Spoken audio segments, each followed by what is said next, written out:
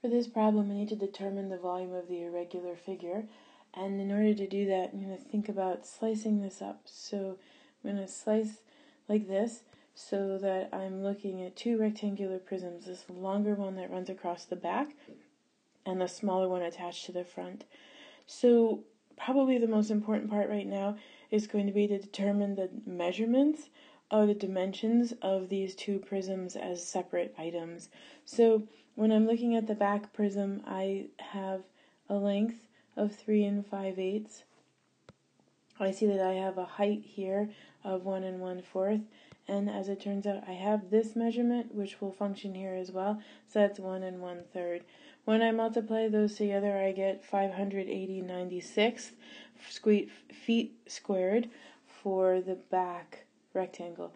Then we need to look at the front rectangle here. So when we chop off the front rectangle right about here, I need to figure out the dimensions.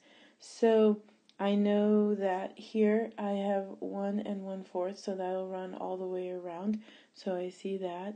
And it also tells me that I have 1 1/6, so that's there.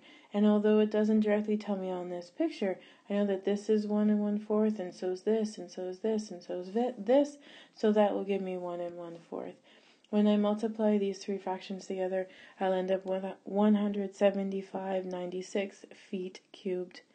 So I'm going to add these together now, the 580/96 plus the 175/96.